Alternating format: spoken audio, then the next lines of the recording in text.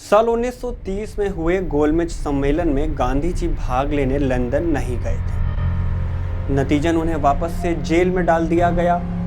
लेकिन अंग्रेजों को लगा कि अगर देश का सबसे लोकप्रिय नेता ही सम्मेलन में भाग नहीं लेगा तो फिर बात अधूरी रह जाएगी।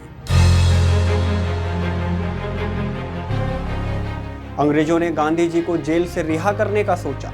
उन्हें मनाने के लिए तत्कालीन वायसराय लॉर्ड इरविन उनसे मिलने जेल गए। जेल में चर्चा हुई। महात्मा गांधी ने इरविन के सामने अपनी कुछ मांग रखी, जिनके पूरे होने पर ही वो अगले गोलमेज सम्मेलन में भाग लेने के लिए तैयार हुए।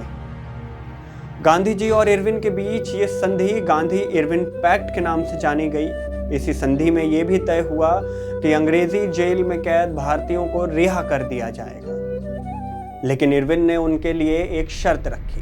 शर्त ये थी कि केवल उन्हीं कैदियों को छोड़ा जाएगा जो पॉलिटिकल प्रिजनर्स होंगे, यानी कि जिनकी गिरफ्तारी आंदोलन और सत्याग्रह के चलते हुई हो। हिंसा में शामिल आरोपियों यानी कि क्रिमिनल प्रिजनर्स को नहीं छोड़ा जाएगा। यही कारण रहा कि जेल से कई सारे भारतीय बंदी तो छूट गए, लेकिन भगत सिंह, सुखदेव और राजगुरु को फांसी के फंदे से नहीं बचाया जा सका।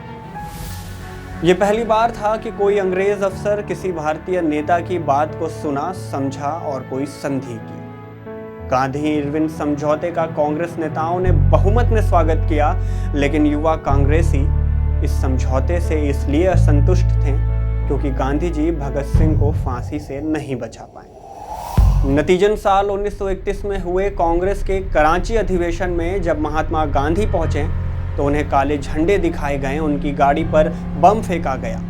हमले में गांधी जी तो बच गए।